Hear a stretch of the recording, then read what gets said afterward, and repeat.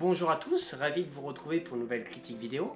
Cette fois-ci pour la série Cobra Kai sur Netflix. Cobra Kai est une suite de Karate Kid se déroulant de nos jours, plus de 3 décennies après les événements du film. Johnny, qui cherche la rédemption, rouvre le dojo Cobra Kai et relance sa rivalité avec Daniel. Les deux hommes vont être confrontés aux démons du passé et aux frustrations du présent. C'est un film de Josh Heald, John Awach, Aidan Kreuzberg, avec Xolo Maridueña, Ralph Macchio, William Zabka ou entre autres Courtney Engeler.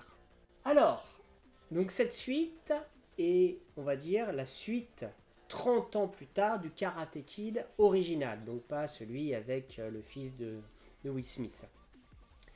Donc moi j'ai un souvenir très lointain de Karate Kid, donc je vais peut-être dire des bêtises pour les fanas de Karate Kid l'original. En tout cas cette série m'a donné envie de revoir le Karate Kid. Le 1, parce que je sais plus si les deux autres sont bien ou pas, mais je crois que le 1 était de qualité. J'ai un bon souvenir du 1, même si c'est lointain, et un peu moins des deux autres. En tout cas, ce que je peux dire par rapport à cette série, déjà c'est que j'ai aimé. J'ai vraiment passé un bon moment. Je me suis tapé les 2 saisons assez vite. Donc c'est pas très long, c'est que 10 épisodes par saison de 30 minutes. Donc c'est pas une énorme série. Je crois que la première saison était d'abord sur YouTube. Donc la partie fiction de YouTube. Avant d'avoir été repris par Netflix, la 1 et la 2. On retrouve... Ça, c'est ça qui est un côté positif. Les personnages, comme on peut les voir les deux là, donc ça date de ces Karate Kid 1. On retrouve les antagonistes de Karate Kid 1 dans la série 30 ans plus tard. Et du coup, on va suivre dans un premier temps celui qui perd, celui qui fait l'antagoniste, on va dire, du film Karate Kid. On le retrouve où il va reprendre le flambeau du dojo où il avait été à l'époque, 30 ans plus tôt. Ce que j'ai adoré dans cette série, il y a plusieurs choses. La première chose que j'ai vraiment adoré, c'est le côté... C'est pas comme d'habitude avec les films américains, c'est pas tout blanc ou tout noir, c'est gris. C'est-à-dire, lui... qui était l'antagoniste dans Karate Kid, il est hyper attachant. On le suit, il est humain en fait. Les deux personnages qu'on retrouve 30 ans plus tard sont humains. C'est le héros Karate Kid, pour la première partie, on a l'impression que c'est lui l'antagoniste. Puis après on se dit non, en fait c'est lui. Et en fait on se rend compte que non. En fait les personnages sont très attachants, d'un côté comme de l'autre. C'est deux personnes qui se font la guerre, mais qui pourraient être les meilleurs potes. Et c'est construit comme ça. Et c'est vraiment quelque chose que j'ai adoré. Et même, donc du coup, ils vont tous les deux devenir un peu des maîtres d'une nouvelle génération. Et même les jeunes de cette nouvelle génération, il y a un moment donné, on va les adorer. Une autre partie, on va les détester. Et ainsi de suite. C'est-à-dire, tous les personnages d'un clan comme de l'autre sont vraiment attachants et franchement sont très touchants quoi. Lui, ce jeune là, moi je l'adore, il me fait penser à Garfield de Spider-Man, la deuxième version de Spider-Man.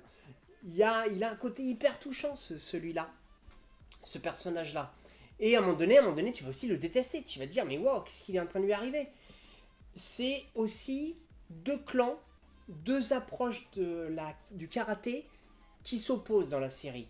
On va dire donc lui qui forme Cobra Kai, qui va être une approche offensive, d'attaque, et le héros de Karate Kid qui va avoir une approche défensive, donc sur la défense, voilà, enfin une approche complètement opposée qui va être sur la défense.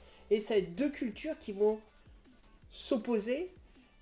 Et autant de souvenirs dans Karate Kid, c'était assez clair que l'approche défensive qui était inspirée en plus d'un grand maître chinois ou coréen était vraiment le côté, la personne qu'on suivait et qu'on adorait. Autant là, eh ben c'est pas aussi évident. c'est vraiment la richesse de cette série, c'est que ça peut basculer dans un sens comme de l'autre à tout moment, dans notre tête en tant que public, et même pour eux. C'est vraiment c'est la complexité de l'histoire, même si de temps en temps il y a des longueurs, de temps en temps il y a des facilités scénaristiques, de temps en temps il y a un côté trop facile d'un point de vue scénaristique. Globalement, je trouve qu'elle est bien écrite, cette série, et bien foutue. Lui, mais vraiment, il est hyper attachant, ce personnage-là. Et je trouve que c'est des acteurs qu'on a peu vus, à part dans Karate Kid. Il est vraiment attachant, super bon, c'est fin. C'est en fait, il va reprendre Cobra Kai et il a sa formation, la formation qu'il avait appris qui était très no mercy, enfin côté on se laisse pas faire, on n'est pas des tafioles, et un côté presque militaire de l'approche du karaté. Et donc il va ramener cette approche-là, mais cette série montre qu'on change et qu'on évolue. Et donc lui-même va se rendre compte des erreurs de son propre enseignement. Et il va changer. Et il va évoluer. Et c'est ce qui fait vraiment la richesse. C'est que ce qui s'est passé dans Karate Kid les a marqués l'un et l'autre. Et ils vont... ça va jouer là-dessus. Sur des souvenirs. Donc ils vont utiliser beaucoup d'images de l'époque. De quand ils étaient gosses. Et même ils en vont créer d'autres. Et voilà, du coup, c'est une série qui est très riche, même si il y a des défauts, il y a des longueurs, il y a un côté de facilité scénaristique, et aussi, je trouve que les combats, pour un truc sur les combats, je trouve qu'ils sont pas fous. On sent qu'ils ont vieilli, on sent que c'est un peu plus dur pour les Corées, mais malgré tout ça, j'ai vraiment passé un bon moment et je recommande cette série. Et il y a des surprises qu'ils ont créées, par exemple dans la saison 2, où tu as des antagonistes, enfin des personnages annexes, ou pas, qui reviennent. Ils préparent déjà une saison 3, donc ça montre le succès aussi de la série. Et dans la saison 3, pareil, il y a des personnages qu'on n'a toujours pas vu dans la saison 2, dans la saison 1, où ils ont fait des tweets, enfin ils ont l'ont amené de telle manière que ça apparaît. Je trouve que les fins de saison sont très bonnes. Les fins de saison sont poignantes. La fin de la saison 2, waouh! C'est peut-être aussi pour ça que j'ai un point de vue très positif. C'est que il me chope à la fin de chaque saison. La fin de la saison 2, il se passe des cliffhangers de dingue. La fin de la saison 1, pareil. C'est... il y a beaucoup de qualité. Il y a des défauts. Aussi, il faut savoir que je ne sais pas s'ils avaient un budget illimité. La preuve, c'était sur YouTube. C'est que ces séries, enfin, c'est des épisodes de 30 minutes. Mais il y a beaucoup de qualité. Et moi, la plus grande des qualités, c'est que les personnages sont touchants et que ça aborde un sujet que je trouve hyper intéressant, que on change. C'est pas parce que là-dedans, t'es un méchant que 30 ans plus tard, t'es toujours un enfoiré. Il y a des choses qui restent, mais pas complètement. Voilà.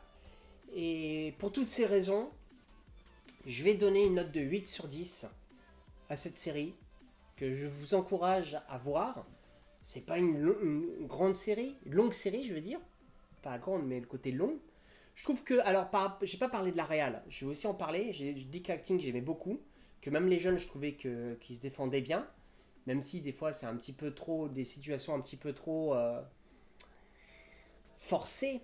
Mais, donc par rapport à l'acting, je trouve que les personnages sont hyper attachants. Par rapport à la réal, c'est pas une réal ouf. Je vais pas dire que j'ai été choqué, enfin j'ai été transporté par la réal, mais elle est bien. C'est une bonne réal. Les situations sont assez claires. C'est fait de telle manière que ça soit prenant. Et le rapport avec le son est vraiment bon. La gestion du son et pour le coup, j'adore la musique. Ils jouent beaucoup d'ailleurs sur la musique. Ils en parlent même dedans, à l'intérieur. Il y a pas mal de références aussi de la culture globale. Par exemple sur Goth, Game of Thrones. Il y a la musique est très prenante, est très portante. Elle embarque et dans un film de, on va dire, je peux pas dire que c'est un film d'action parce que il y a des combats, mais c'est pas la priorité du film. C'est vraiment le rapport. Là, on peut voir un des combats par exemple. C'est vraiment le rapport humain entre deux clans que tout oppose et pourtant que tout pourrait rassembler. Et il joue là-dessus, vraiment. Je vais faire maintenant une petite rubrique spoil, mais très court. Mais donc voilà, si t'as pas envie d'être spoilé parce que t'as envie de voir la série, arrête-toi là. T'es toujours là. Ok, alors on va partir sur le spoil. Le maître qui était l'antagoniste de Karate Kid, qui revient dans la saison 2, on se demande est-ce qu'il a changé ou pas. Et la direction qu'on va prendre, on est entre les deux. Il y a même un moment donné où il est attachant, on se rend compte que le mec il était à la rue, qu'il a vraiment galéré après ce qui s'est passé 30 ans plus tôt. Et du coup il s'invente une vie. C'est hyper intéressant cette approche-là. Et lui donne une seconde chance en disant il va changer. Alors que ça se termine dans Karate Kid où il lui donne un gros coup et il va aller limite pour l'étrangler ou autre. Alors que lui, on est sur ce côté changement, les gens peuvent changer, lui il change, et ben ça montre que l'autre, donc son maître, ne change pas. C'est un vrai cobra qui est arrivé jusqu'à vouloir à reprendre son propre club, son propre dojo, ses élèves, à la fin de la saison 2. C'est un petit peu des fois gros ficelle, mais je trouve que montrer que tout le monde ne change pas, et ben ceci, ça donne la richesse psychologique à cette série. Et j'ai également adoré les deux moments où donc eux deux se rapprochent. Ouais, c'est ça, c'est eux deux. Je vais vérifier si c'était pas le maître et l'élève. Se rapprochent à des endroits justement vers la fin de chacune des saisons. Où on se dit ils pourraient être des potes en fait. Ça pourrait être des potes parce que ils sont proches, même s'ils croient qu'ils sont antagonistes. Et il y a quelque chose qui se crée qui les sépare. Et ben on retrouve ça dans la saison 2. On va voir l'évolution dans la saison 3. Mais voilà, il y a... J'aime bien ce côté-là, les scènes où ils jouent ensemble et on dirait vraiment que ça va être des potes. Je trouve que c'est des belles scènes. J'espère que cette critique t'a donné envie de voir cette série. N'hésite pas à laisser des commentaires, j'échangerai avec toi avec plaisir. Et si tu l'as pas fait, abonne-toi.